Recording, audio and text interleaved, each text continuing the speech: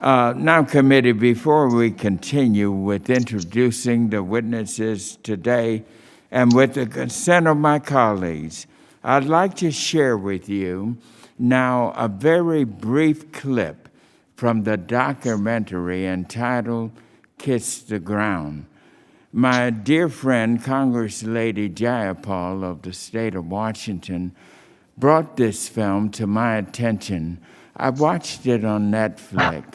I was very impressed with what they had to say, and I've invited them to show this very impressive film.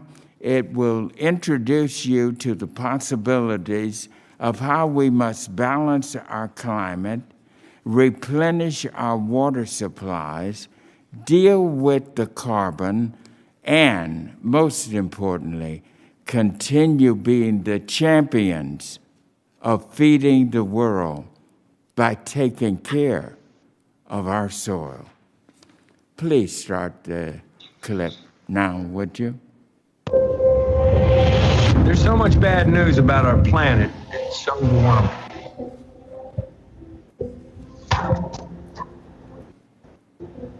Truth is, I've given up.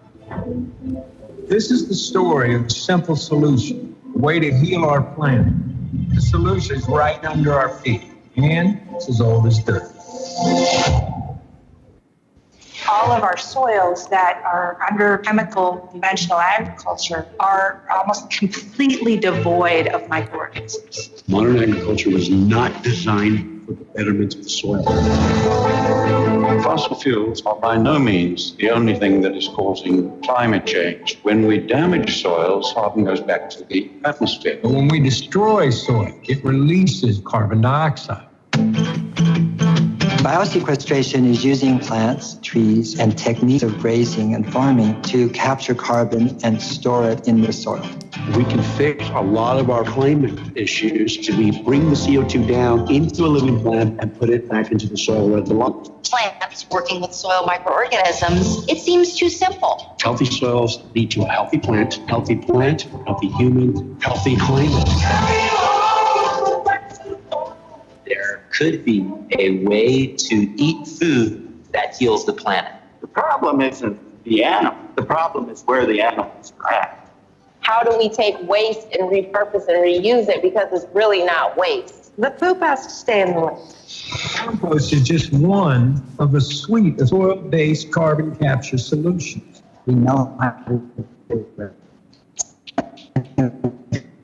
continue to step over here. You can reverse global warming. We can get back to the Garden of Eden that it once was by regeneration. To see my return to places completely devastated, that gives me hope. Our health and the health of our planet are connected. If you look over here, my neighbor's land that has been chemical fallow, then you look over at our paddock, you have a diversity of different plant species. Which model do you want your food to be produced from? The answer is pretty simple to me. I'll make you a deal. I won't give up, and neither should you. Thank you very much for that. And what a very informative message. And I would encourage as many of you to see the complete film, Kiss the Ground. It is now airing on Netflix. And now we will return to hearing the testimony of the remaining two witnesses who are here with us today. Mr. Brown, you may begin your testimony now. Thank you, Honorable Chairman Scott and members of the committee, for allowing me the opportunity to speak to you today. Since 1991, my family and I have owned and operated a ranch near Bismarck, North Dakota. As a farmer and rancher, I have been affected by the extreme variability in weather. Drought, flooding, extreme cold and heat. The change in our climate is affecting everyone and every farm. Agriculture is often vilified as being a major contributor to climate change. But you can help agriculture become a major part of the solution. First slide, please. On the left side of this picture are my soils today. On the right side are my neighbors. These samples were taken only a few feet apart. The only difference is management, or as I like to call it, stewardship. In 1993, my soil organic matter levels were at 1.7%. Today, they are near 7%. My neighbors are at or below 1.7%. Today, my soils can infiltrate over 30 inches of water per hour, while my neighbors can infiltrate less than 1/2 of an inch per hour. So how did farmers like me take large amounts of carbon out of the atmosphere and use it to regenerate our soils? The answer is we use 6 proven, time-tested ecological principles. These principles will work on every farm in every one of your districts. Next slide, please. We start with context. We're not planting orchards in the desert. That is out of context. We're making our farms more resilient. But programs like crop insurance are not rewarding farmers for positive outcomes, and they are not based on environmental constraints. We are serious about not only reducing and eliminating tillage, but also significantly reducing all synthetic fertilizers and pesticides as they harm soil biology, our ecosystems, and our health. I am holding a pint jar of treated soybean seed. The neonicotinoid on this seed has the capability of killing 72 million bees. This has to stop. Next slide. Alan Savory said it well when he said, "It's not drought that causes bare ground, it's bare ground that causes drought." We are keeping our soils covered with diverse living cover crops and grain crops, thus continuing to pump carbon into the soil while protecting our soils from erosion, conserving moisture, and holding nitrates, phosphates, and other nutrients on our farms. We are prioritizing diversity. This committee can help every farm, ranch, and CRP land to significantly increase the biodiversity of plants, insects, and soil biology. We realize the importance of grazing animals. Our richest, healthiest soils were formed in partnership with grazing ruminants. Proper use of grazing ruminants is one of the keys to carbon sequestration. Next slide, please. Down to 36 inches and beyond, adaptive regenerative grazing is seeing total carbon gains significantly higher than rotational or continuous grazing. Next slide. This is the Chihuahuan Desert.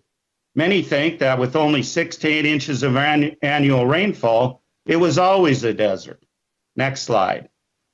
The dark colored soil near the surface is carbon. This means it was recently a vast grassland.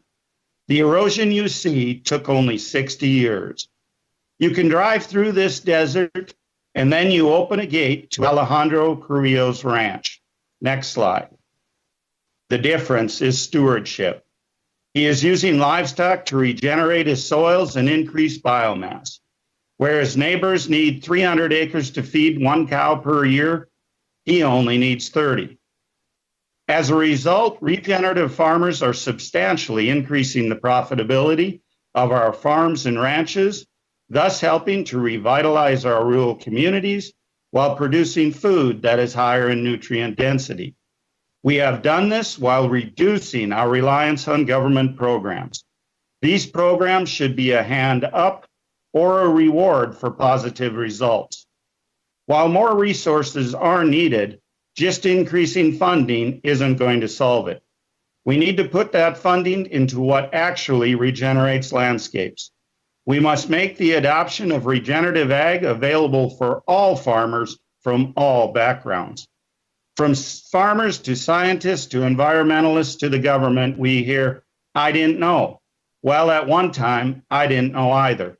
We must educate not only farmers and ranchers, but all society as to these concepts which are rooted in indigenous knowledge. And it's not just about emission reductions. It's about our land's resilience and ability to function.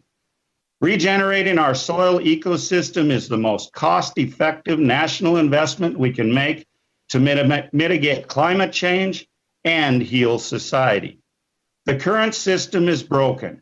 We need to change the way we see things. Regenerative agriculture is a win for all, and this committee, Mr. Chairman, can help lead the way.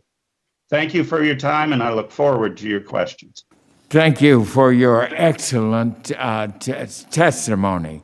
And you were featured in the documentary, Kiss the Ground.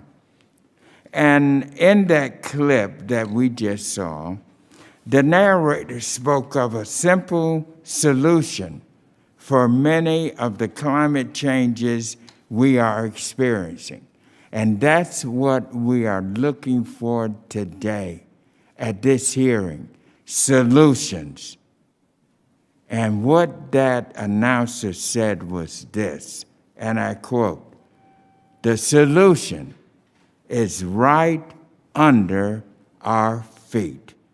Can you unpack that for us?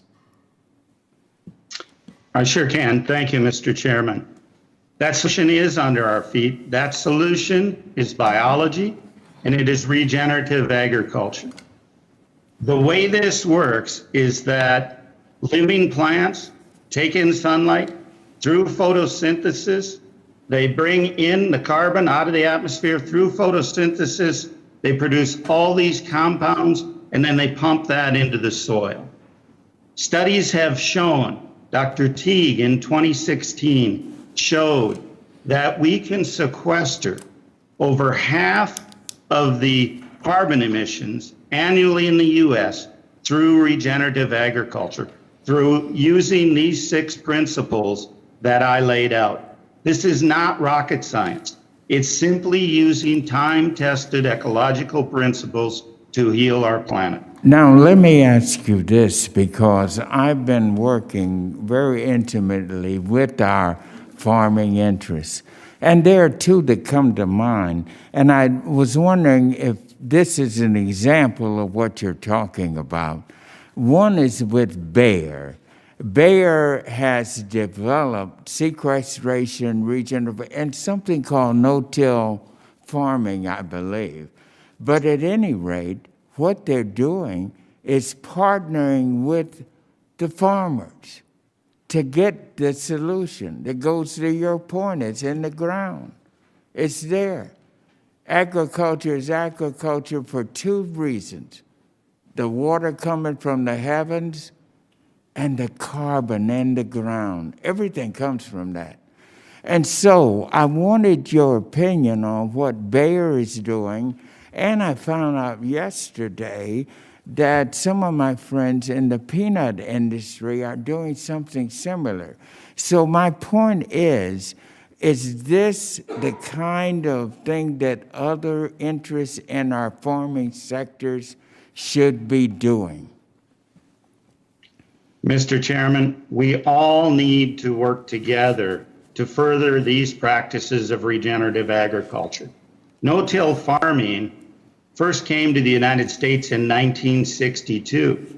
We have only approximately 25% of the agricultural cropland today in no-till systems. No-till is a small piece of the puzzle, but we have to do much more than that. We have to keep the soil covered. We have to grow diverse cash crops, diverse cover crops, and then we have to integrate livestock onto those systems. Yes, Bayer and other companies, such as General Mills, are doing good things by partnering with farmers and ranchers. This needs to continue. It needs to be all of society coming together for the betterment of all. Mr. Brown, congratulations on what you have been able to do on those 5,000 acres. I've also been on farms where I've seen the evidence of regenerative or healthy soil practices and just right over the line, the comparison. So I only got a few seconds left, but I'll yield for you for any additional responses. Mr. Ranking Member, thank you. And yes, the agencies such as NRCS have done a good job, but we need to do much more in the way of education.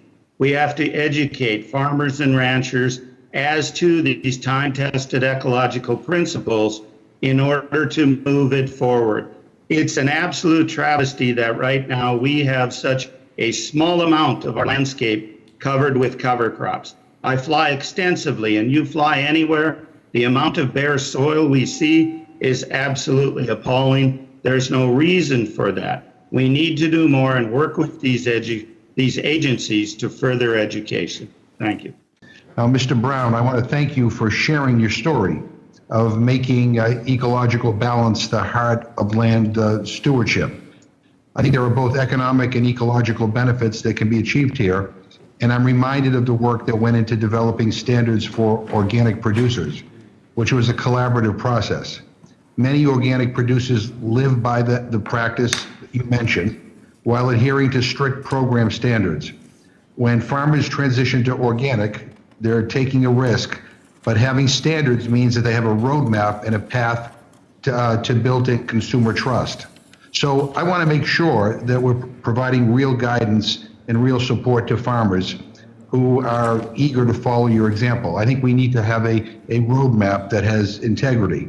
So could you please discuss what work lies ahead to develop standards for adopting regenerative techniques that will produce clarity to both farmers and consumers? Again, you know, organic farming is good for the environment, and consumers have confidence in it because of the standards.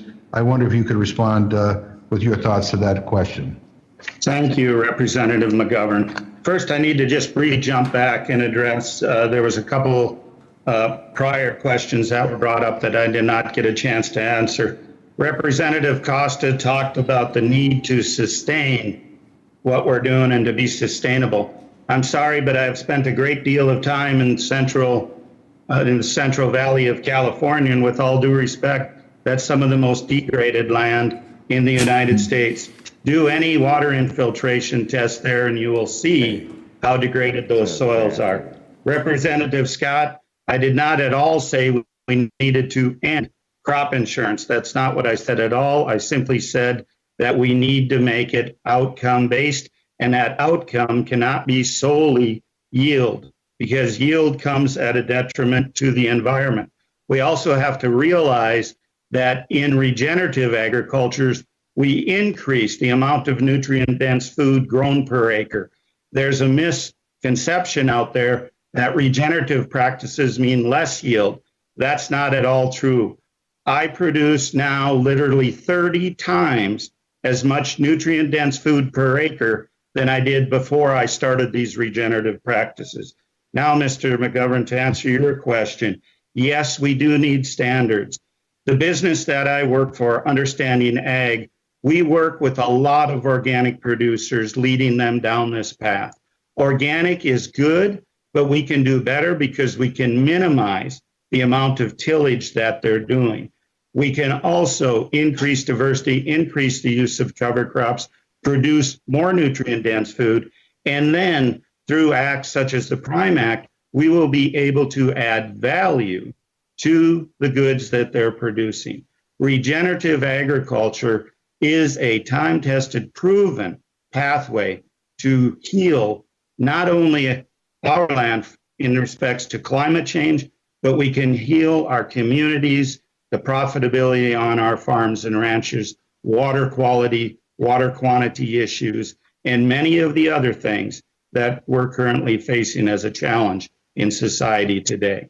Brown, you mentioned carbon markets and some of your priorities for the policy in your testimony. Currently, many private carbon market offerings have minimum acreage requirements indicating that the solution will benefit large-scale operations at the expense of small, diversified operations, which I find concerning. The minimum acreage requirements could have serious implications for consolidation in the agricultural industry, making it even more difficult for middle and small-scale farms to survive. So how important is it that all farmers be able to participate in carbon markets? And do you think that there are specific steps that Congress and USDA can advance to ensure that farmers of color and small, mid-sized, diversified, and beginning farmers can participate and be rewarded for implementing climate stewardship practices?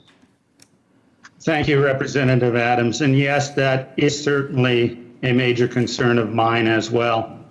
It does not matter the size and scale of farm is at. They should be rewarded based on their practices and their outcomes. Small farms, in my opinion, have the ability to produce greater outcomes. They should be rewarded accordingly. I would urge that this committee looks to ensure that these small farms have the ability to be rewarded for what they're actually doing, and that you make sure that any carbon market, the vast majority of the income that can be had from selling carbon credits goes back to the farmer themselves. My question today is for Mr. Brown. A report from the USDA recognized increased food insecurity as a risk posed by climate change. As a farmer who is practicing and teaching resiliency, can you explain how climate change could impact levels of food production and ultimately increase global food insecurity if we do not act? Thank you for your comment. The way for farmers and ranchers to not only mitigate climate change by taking more carbon out of the atmosphere and putting it into the soil is to make our soils more resilient. In 2020, Burley County, North Dakota, where I ranch, it was the second driest year ever recorded. Yet, even though that happened, we were still able to graze the same amount of livestock. We were still able to raise profitable cash crops because of the resiliency we had built into our soils by taking massive amounts of carbon out of the atmosphere and putting into our soils. The other thing that many of us who are in practicing regenerative agriculture are doing is that we're diversifying our farms and ranches. So many of our farms and ranches today are not diversified. They only grow one or two different cash crops. They only grow or raise one species of livestock. We need to diversify that. And by so doing, that's going to allow society to have the food security we need. Try my first question on Mr. Brown. Thank you so much for really representing the point of view of what it takes for a farmer to make this transition. I want you to know I'm a longtime fan of yours here. Got your book. If you were in the same room, I'd ask you to sign it, and I'd give it to one of my favorite farmers because I've really enjoyed reading it. But and I also want to thank you for giving a shout out to the Prime Act. We're not talking about that today, but that really addresses the importance of having more infrastructure available to farmers and farmers who want to sell directly to consumers. There's a real dearth of slaughtering capability in our country, particularly for small and medium-sized farmers. So appreciate that you brought that up. You've gotten such a good explanation here, I think, to people about the work that you've done. But I know for a lot of farmers, it's very hard to make this transition. You've invested a lot, farmers have in the way they do things. Maybe it's generational. So making this shift is a big leap. And I know you do a lot with talking to farmers about how you made the transition. What do you think we need to do to help support farmers in those transitions through the programs that we have or other things that we could be doing more of? Thank you. I'd be happy to sign a copy of my book for you anytime. The number one thing that's needed, and Mr. Duvall touched on this, it's education. You don't know what you don't know. I owe a debt of gratitude to NRCS. There's many good people who work for that agency. They're moving in the right direction, but they need to be given the opportunity to educate farmers and ranchers. We need to really refocus conservation programs to maximize the adoption of these regenerative principles. Everyone here agrees that these principles work. Some have said, well, these principles, cover crops may not work in my area. Well, they missed the principle of context. You have to grow the species that work in your area. Farmers and ranchers are not going to know that intuitively. Okay, we have to use programs, use agencies like NRCS, the Extension Service, to educate farmers and ranchers. And I think it's important to note that by doing so, farmers and ranchers are able to significantly decrease their inputs. I can't say that enough. For instance, look at corn today. The average cost to produce a bushel of corn is near $5. Yet I know many regenerative farmers who are doing it for less than $2 an acre because they are educated and have the information that it takes in order to cut those input costs. So thank you for the work you're doing. We certainly appreciate it. The past few weeks, we've been hosting a series of roundtables, and in every single one of them, our growers and our producers are talking about how they're engaging in sustainable best practice like cover cropping, no-till farming, but they don't feel that the federal incentives match up with the work that they're putting in on the farm. So, Mr. Brown, and then I would like you to go first, and then maybe Mr. Duvall, if you have something to add. Here's my question for the two of you. Where do you see potential for increased federal investment and incentives to help more farmers adopt these practices while also rewarding those who have already been active in this space? That is also something that we've gotten some questions on. Again, Mr. Brown, if you can go first, please. Thank you. Thank you for the work you're doing. Where it begins is as I said before, in education. You don't know what you don't know. We need to educate farmers and ranchers as to these principles. We need to show them that by applying these principles, they can significantly not only mitigate climate change, but they can significantly lower their input costs and increase their profitability. We seem to get hung up here on production and yield in pounds. And yes, we need to feed America, but what most don't realize is that production increases as we use these regenerative practices. Also, not only does production increase, but the nutrient density of our foods increases significantly. And I think that's been totally overlooked. We want to help the underserved. Let's increase the nutrient density. The only way we can increase nutrient density of foods is through healthy soils on land-based produced foods. Take a look at the work that Dr. Stefan Van Vliet is doing at Duke University Medical Center, using a mass spectrometer to measure over 2,500 different phytonutrient compounds in food. He is doing work currently that is showing a significant difference between food grown in the current production model and food grown in the regenerative model. Farmers and ranchers need to learn about this, and then they need to be rewarded with an outcome-based for the principles that they produce, for the principles that they enact. We cannot keep going down this model where the only incentive is based on yield in pounds. It does no good if we're feeding our society cardboard. Take a look at the facts. We're spending twice as much on healthcare as we are on food. Now, I'm all in favor of lowering the cost of food from the standpoint that, but we have to do it in a way that brings profitability back to the farm and ranch. I agree totally with Mr. Duvall on that. We have to increase profitability to the farms and ranches. He talked about margins being razor thin. Well, I'm sorry, one of the reasons I don't accept any government programs or subsidies is because I have decent margins because I've been able to lower my input costs due to the fact that I've enacted these principles. It all goes back to education. Thank you for your question. Please, this committee has the ability to make sure that we educate through NRCS, through extension, and through other means. Thank you. Mr. Brown, I have to say, not to invite myself over, but I do hope that one day I can visit what you're doing there. It seems like you're doing some great work. You mentioned that your regenerative farming practices are able to produce more per acre while also increasing profit and being more effective. Is that what I understood? That is correct, and we're doing it in Texas also. Okay, well, that's even closer, so maybe I'll have to stop by.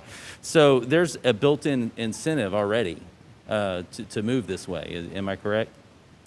That is correct. I didn't get any incentives. I did it all on my own. I did though, early on, take advantage of EQIP and CSP contracts through NRCS. That was an important part of me starting down this path. But as soon as I was financially able to do it on my own, I would rather see that money go for other underserved or people who are starting out. So there's some initial costs getting started, but once you got started, it was self-sustaining is I guess what you're saying, right? That is correct. And you were able, I mean, this was just a motivation in your heart to do, right? This was voluntary, this was... No, okay. No, my story was, I started no-tilling actually in 1993. That I started on my own because it made good sense in my semi-brittle environment. Then what happened, the years 1995 through 1998, I lost 3 years crops to hail and 1 more year to drought. And financially, I was going broke. And I had to figure a way, how can I make my soils, my resource productive without all the expensive inputs? And that sent me on an education and learning process. At times, learning from land-grant institutions, at times learning from other producers, learning from ARS. ARS was very important in my learning. And I picked up bits and pieces and learned these principles and learned that they can truly work anywhere in the world where there's land-based agriculture. Maybe, Mr. Brown, can you tell me a little bit about biochar and whether that's being implemented widely, whether that's something that could even be scaled? Thank you. Biochar is certainly a tool that can be used in the right context. Again, it comes back to carbon. So in your situation, obviously in Washington State, you have sources of that carbon available where biochar could be made. I would use that as a tool starting out. I would look at the Johnson-Su bioreactor of adding biology. And then also a hidden gem you have is the bread lab there in Washington State. The work that Dr. Stephen Jones is doing is just unbelievable with perennial grains. So I want to just focus on Mr. Brown. Mr. Brown right now. Obviously, when it comes to specialty crops, I know you're from North Dakota. My wife's from North Dakota, up in Rugby. There's not many specialty crops up there. But when it comes to specialty crops, are you, what type of smart agricultural efforts are there when it comes to the concern for the climate crisis? The same principles apply whether we're doing specialty crops, lettuce, salads, vegetables, fruits. We're working extensively in California, working with your growers. I'm sure some of them are. And the technologies they're using are these technologies to use these principles in order to lower their input costs. And they can do that, you know, there was a previous comment that it takes 6 years to recoup the cost. That's not true at all. We're seeing significant savings by year 2, certainly by year 3. So the same principles apply. Okay, Mr. Brown, thank you so much for sharing with the committee the successes that you and others have experienced as a result of sound soil health practices. And I was reading your written testimony. I was taken by the story of Mr. Adam Grady from North Carolina. 2 weeks after waters receded from Hurricane Florence, Mr. Grady was already seeding his fields. Like Mr. Grady, farmers in Iowa are facing increasing challenges combating excess moisture each year as a result of more frequent wet springs. Mr. Brown, can you just take a moment to describe how the soil health practices can help farmers adapt to floods and a changing climate more broadly? Well, thank you. That is an excellent question. And I'm going to hold up this jar to signify this is actually soybean seed in a jar. But think of it as soil aggregates. So a soil aggregate is just like one of these seeds. It's a little ped of sand, silt, and clay bound together. Water, your infiltration rates of water depend on those soil aggregates. A soil aggregate will only last about 4 weeks, and then new ones need to be built. In order to build new ones, you have to have soil biology, you have to have mycorrhizal fungi. We were holding a soil health academy there in southeastern Iowa, and they were bragging about the very rich soils of eastern Iowa. Unfortunately, they had a half of an inch of rain, and that water could not infiltrate. You mentioned the flooding problems we're seeing along the Missouri, Mississippi rivers here in North Dakota, the Red River. Year after year, we combat that. All what we need to do to alleviate that is build soil aggregates. We can help alleviate our flooding, alleviate those costs that occur year after year, as you said, to society if we focus on the resiliency of our soils. We are not doing that anymore. I travel extensively, all 50 states, and I have taken soil test after soil test after soil test that shows that we no longer have the ability to infiltrate water. In 2009, we had a major rainfall event on my ranch. We had 12.6 inches of rain in 6 hours. The next day, I could go out in my fields and drive across them with the tractor and not leave a rut. It's all about biology and building back resiliency through soil health. In Iowa, they can certainly do that with the wonderful resources you have there. Well, I appreciate that, and it's inspiring to hear this, and thank you. As your work as a farmer and educator takes you around the country, as you mentioned, what do you think are some of the biggest reasons that you hear from farmers that prevent them from adopting these soil health practices? And what technical and financial resources do you think are needed for us to encourage to scale adoption of these practices? That's a wonderful question, one I get asked daily. Number one reason is fear. Farmers and ranchers, it's fear of the unknown. You know, again, it goes back to education. The second is the current farm program. The current farm program, I'm sorry, but it is not conducive to adopting these practices. We make small steps through NRCS and that, but then the production model is wrong. We're on a path through Risk Management Agency where the crop seeded revenue insurance determines 95% of what farmers and ranchers plant. Because they have to obtain operating money, operating notes from the bank in order to stay in production that year, that bank's going to tell them you have to take part in this program, and then you have to plant those crops that will allow you the greatest return through risk management. Don't get me wrong, we need crop insurance, we need risk management, but it has to be changed.